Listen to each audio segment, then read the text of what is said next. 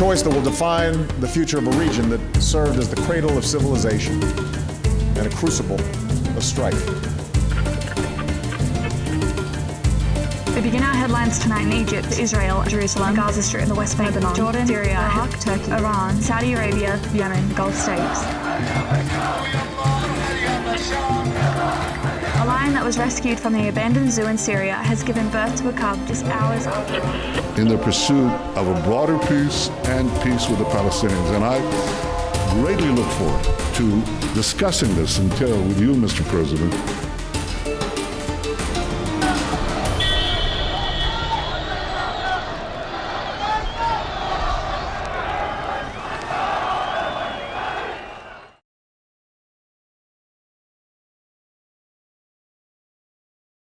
Hi, my name's Gemma Neary, and welcome to this week's edition of The Modern Middle East. Throughout the show, we'll look at President Trump's foreign policy in the region.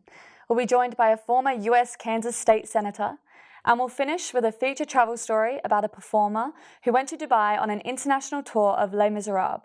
But first, let's look at what's been happening in the Middle East. We begin our headlines in Syria tonight, where an explosion in a residential building north of Idlib has left 69 people dead. The cause of the blast wasn't immediately clear. However, its force collapsed the entire multi-story building, which was occupied by civilians displaced by the war, as well as an arms dealer storing weapons and ammunition. Of the 69 fatalities, 59 were civilians, including 12 children, and 17 were militants belonging to the Al-Qaeda offshoot Hayat Tahrir al-Sham. A security operation in Jordan escalated into a shootout that killed 4 security personnel and 3 militants, and injured over 20 people in the surrounding area. Security forces raided a building in search of militants who carried out a bombing of a police van days earlier, which left 1 officer dead and another 6 injured. A group is yet to claim responsibility for the attack, but officials are reportedly investigating whether the suspected militants belong to an Islamic State-affiliated sleeper cell. Over 20,000 Palestinians attended a weekly protest at the Israel-Gaza border, which is now in its 5th month. Violent clashes between protesters and the Israeli Defense Force left 2 Palestinians dead and over 270 injured, 50 from live gunfire. However, after a recent cease in military conflict between Hamas and Israeli forces, Israel eased a number of crippling economic restrictions and reopened the Kerem Shalom cargo crossing between Israel and Gaza, and restored the permitted fishing zone off Gaza's coast from 6 to 17 kilometers. In an unrelated story, a 31-year-old Arab-Israeli man was shot and killed after he attempted to stab a police officer in the Old City of Jerusalem. Pending an investigation, Israeli authorities cordoned off the scene of the incident, which occurred not far from the sacred site of the Temple Mount. The family of the attacker condemned his actions, but suggested it's unlikely they were politically motivated, as he had a history of mental illness and he had spent time at a treatment center in recent years. CNN uncovered that the weapon deployed in a Saudi coalition airstrike in Yemen last week, which hit a school bus and killed dozens of children, was manufactured by the United States. Analysts by munitions expert confirmed that the bomb was sold as part of an arms deal between Saudi Arabia and the US, after similar instances of American weapons being used in Saudi airstrikes with high civilian fatalities. The Obama administration banned the sale of precision-guided technology to the kingdom. However, President Trump overturned the legislation earlier last year. Iranian authorities carried out a mass arrest of 67 people as part of a crackdown on financial crime. A spokesperson for the country's judiciary suggested that an economic war attempting to destabilize the state was being waged by foreign rivals such as the United States, Israel, and Saudi Arabia. The comments come as the US created a new envoy to manage the administration's restrictive economic measures against Iran in an effort to strain the regime's economy and pressure its leaders to the negotiating table. The United States also announced it will redirect $230 million meant for the stabilization and reconstruction of Syria to other undisclosed foreign priorities. However, the State Department said the cut will be offset by a $300 million pledge by regional allies, such as Saudi Arabia.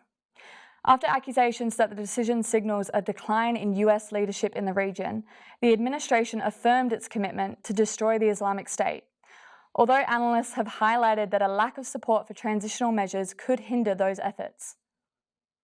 Lastly, after nearly a decade, more than 10 tons of mail will finally be delivered to Palestinian citizens in the West Bank.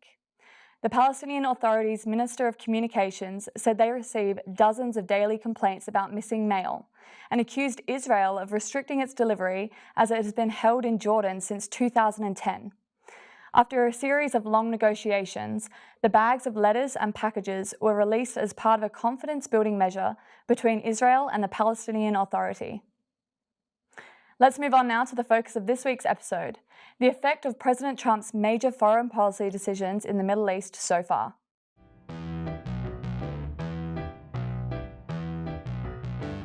On the night before his presidential inauguration, Donald Trump announced that his senior advisor, Jared Kushner, would be responsible for drafting a Middle East peace plan. He told Kushner, his son-in-law with no previous foreign policy experience, "If you can't produce peace in the Middle East, nobody can." While Trump's shock election was welcomed by some countries in the region, his inclination towards grand gestures and controversial rhetoric has instigated unnecessary instability and inflamed existing regional tensions. Ironically, a president who boasts of his negotiating ability has severed America's influence in two major foreign policy areas: the Israeli-Palestinian peace process and the Iran nuclear deal. But there doesn't seem to be a plan other than big events, big kind of courting moments in these bilateral relationships. The president has described the Israeli-Palestinian peace process as the ultimate deal and suggested that it's frankly maybe not as difficult as people have thought over the years. At the end of 2017, Trump announced that the United States was formally recognizing Jerusalem as Israel's capital, and that the administration would be relocating its embassy from Tel Aviv to the ancient Holy City. Today, we finally acknowledge the obvious, that Jerusalem is Israel's capital. Jerusalem is highly contested, as it holds immense historical and religious significance for both Israelis and Palestinians, and each envision it as the future capital of their state. Due to these complexities, prior to December, no other nation in the world recognized Israel's claim that Jerusalem was its capital. Instead, many maintain that the status of the city should remain neutral until the broader Israeli-Palestinian conflict is resolved. When the new embassy opened in May 2018, it was met with celebration by the majority of Israelis, but this was starkly contrasted with a fatal day of Palestinian protests at the border between Israel and the Gaza Strip. Trump's decision has been described by some analysts as political arson, as it contradicted 7 decades of US foreign policy, drew widespread condemnation from Arab and European allies, and undercut the credibility of the US to act as an impartial broker in future peace talks. So I would argue overarchingly, he said he was going to be less involved and less interventionist, but I would argue he's been quite active, quite divisive. The announcement also reinforced the alliance between Israel and the US, which is one that has always been strong, but recently strained after former President Obama implemented the Iran nuclear deal. Considered a hallmark of Obama's legacy, Trump labeled the initiative an embarrassment and one of the worst and most one-sided transactions the United States has ever entered into. And in May 2018, the president followed through on his threats and pulled the United States out of the deal. It is one of the great dumb deals of our time. The multilateral agreement emerged from years of diplomatic negotiations between Iran and the US, Britain, France, Germany, Russia, and China on the foundation that Iran would reduce its nuclear enrichment activities in exchange for a relief on sanctions that were crippling the country's economy. Many conservatives argue the deal doesn't comprehensively address Iran's provocative actions in the region. However, the Trump administration is yet to present an alternative to the policy. Routine inspections by the International Atomic Energy Agency over the last 3 years have repeatedly confirmed that Iran was adhering to the agreement, which was inevitably preventing a nuclear arms race in a politically volatile region. I think the Iran nuclear deal was working, and I think that it actually gave an opportunity to even build on a relationship potentially with Iran down the track. While Iran and the other 5 signatories tentatively remain in the deal, significant damage has already been done.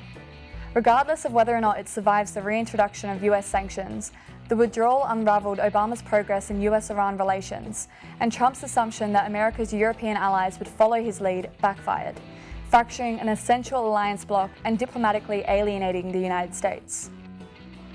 Throughout the first 18 months of Donald Trump's presidency, it's been difficult to distinguish whether the administration has reverted to a simplistic Middle East policy framework that protects America's traditional interests, or if there is no strategy at all, and the fate of key diplomatic initiatives and relationships lie in the hands of a president who has proven himself to be politically impulsive and culturally ignorant. Achieving peace in the Middle East is a tempting endeavour for any president, especially one who campaigned on his ability to make deals. However, unloading on Twitter won't advance international diplomacy, and assigning inexperienced advisors to major policy initiatives won't create stability. A rash and uninformed approach risks overlooking the nuances of the region and will likely only create further repercussions, the ripple of which will be felt throughout the region and around the world. We have to go to a break, but stick around as former US Kansas State Senator Donald Betts Jr. joins us in the studio to give us his take on President Trump's foreign policy strategy.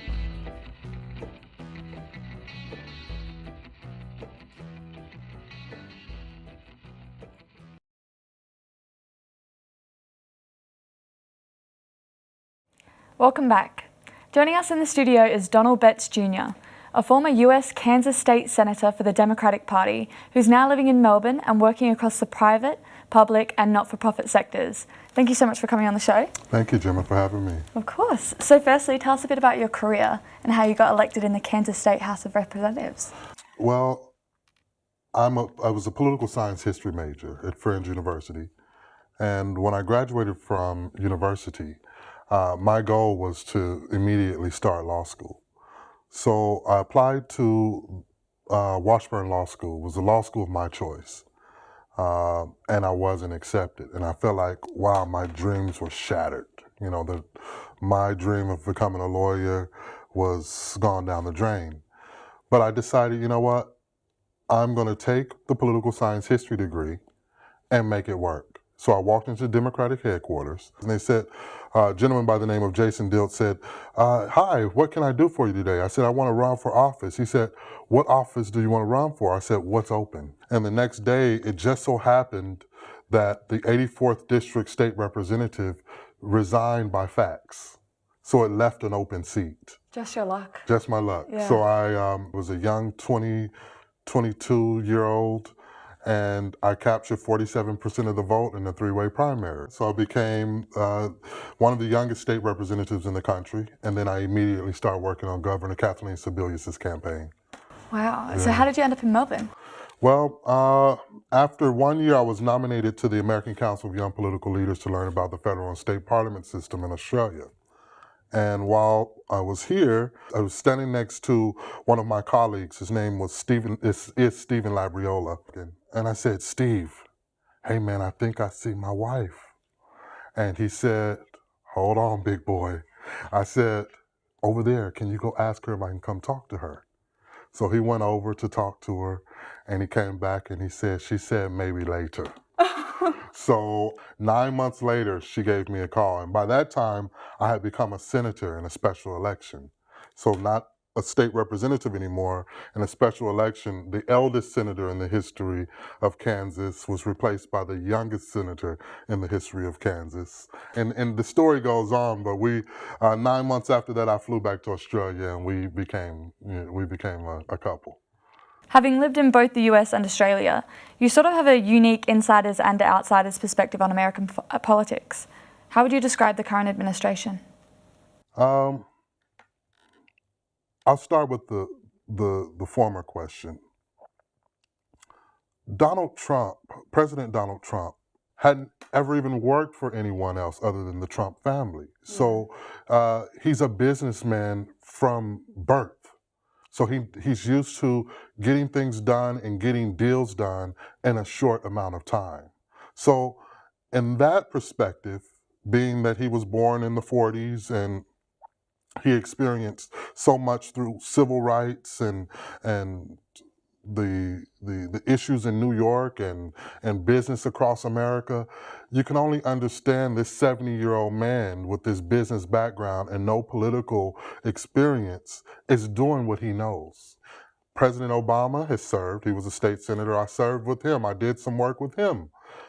Hillary Clinton was the first lady in the governor's office, first lady in the White House, U.S. senator, secretary of state. Then she ran for president. Yeah. You know, everyone before Donald Trump had some type of political background or politicians in their family. Yeah. Donald Trump had neither one of those. So Donald Trump is going into office as a businessman, and he's doing what he knows best. And that is to delegate and do whatever, you know, take advice from the advisors and go with his gut. So give him some time. I think he'll come around. You know, as a former Democrat, as a Democrat, people often say, how can you say that? How can you say give him some time or support him? Well, you got to understand where he's coming from, and he is the president of the United States. I'm going to support him. I didn't like anyone talking about President Obama. I don't like anyone talking about Donald Trump. Yeah, that's fair. Right? That's a unique perspective. In what ways is the president following or breaking from the traditional interests and strategies of recent presidents?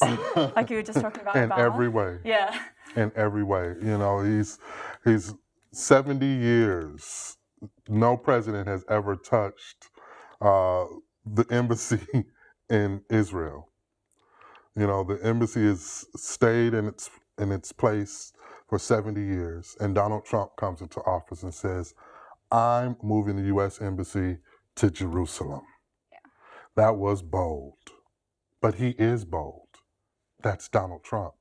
You know, you can grapple with it, and you can say you dislike it or not, but that's the leader we have. So before the break, we did look at a few of President Trump's policy decisions. What do you think his foreign policy strategy is, or is there one, especially for the Middle East? I think Donald Trump's base is very, very conservative. And of course he's going to listen to his base. That's who got him in office. So if Donald Trump's policy is to disarm Iran, he has to stick to that. Yeah. He's received a mandate to do everything that he said that he was going to do when he was on the campaign. So he has to stick to that mandate. So when they say Donald Trump keeps his promises, he's been keeping those promises. I mean, everything he said he was going to do, he's doing, right? What impact do you think pulling out of the Iran deal will have on both the Middle East and the US? As a Democrat, is it difficult to watch the president unravel so many of President Obama's signature policies?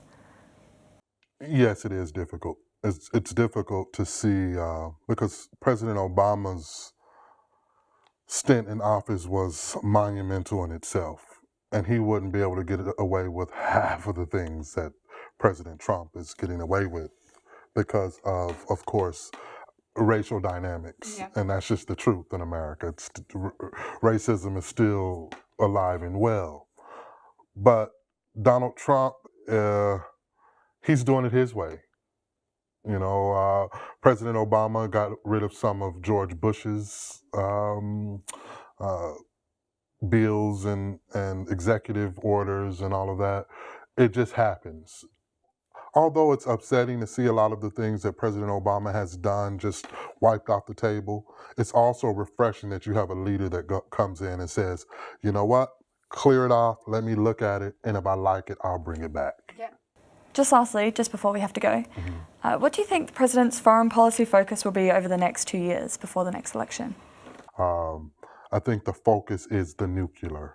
And North Korea and Iran is on the top of the list, especially Iran. It's going to be a tough one. That is going to be tough and scary. You know, a lot of people are really, they get upset when I kind of stand by his side because I just admire someone who's willing to get in there, jump in there, having never done anything political.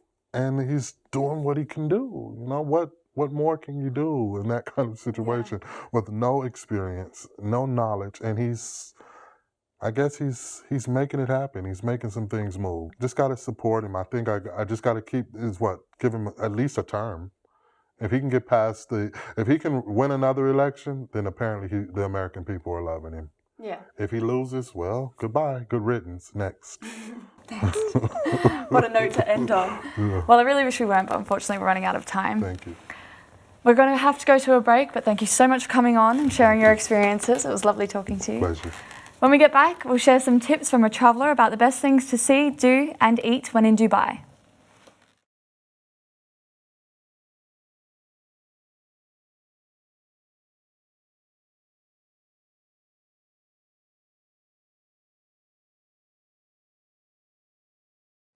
Welcome back. A lot of the content that we cover throughout the show focuses on regional politics and conflict, but we also want to spend a bit of time exploring some of the beautiful destinations and unique experiences that the Middle East has to offer. So to wrap up tonight's episode, we spoke earlier with Nigel, a musical theatre performer who spent a luxurious month in Dubai while on an international tour of Les Miserables. There's a background and everything. I mean, I'm in my like little office sort of thing, so.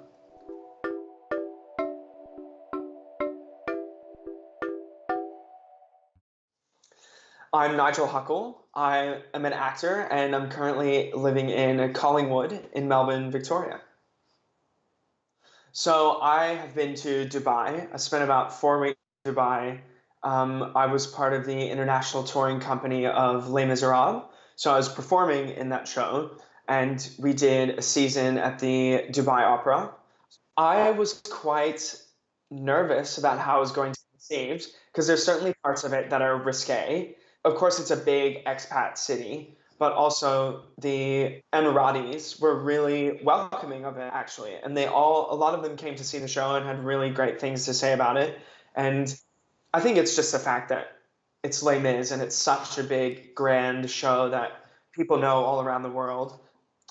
So there's the big water park Atlantis on the Palm. And it's, of course, a lot of people know it's like the big man-made islands. And even though you do sit on the beach and you look across and you see all the building that's going on, it's not like picturesque at all. There was just something so exciting about being on that big palm of sand. So there's one night where we had a show the next day, but like some of the girls were like, it's ladies' night, screw it, we're in Dubai, we're gonna go. And they went and they got like free drinks, and then they rocked up to work the next day just like in shambles. And I'm just like, how are you going to do a 3-hour show right now after going to ladies' night? But, they've got a story now. So, yeah. Of course, do all the touristy stuff, but try and find, like, there is a lot of history to be found, of course, in the Middle East. And there's some really cool museums that you can visit. And I'd say definitely try that stuff, as opposed to just doing all the glitz and glam fun tourist things. I expected it to be a lot like Vegas in the Middle East. And of course it did certainly have that part, but I am someone who quite enjoys the luxurious side of things. So it was kind of exciting for me. I guess I had a rose-colored view because I wasn't on holiday, I was getting paid to be there, and then we had allowances for that sort of thing. So I definitely, again, had like rose-colored glasses on my view of Dubai, but I had a really great time. It's not necessarily somewhere I would go again for a holiday, just because if you do want to go on holiday, you always want to be discovering and exploring and finding a lot of culture. And I feel like I definitely got my dose of that in Dubai once, and I don't need to go back. I definitely want to go to Israel. I want to visit Tel Aviv because I know, again, it's like such a cosmopolitan city.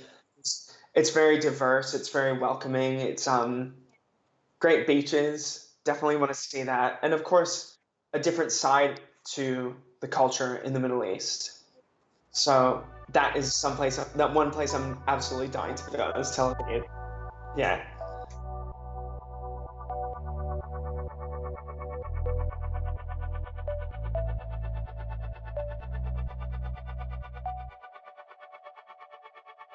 Thank you so much to Nigel for sharing his advice and experience. Visit the website below for more information on travelling to Dubai.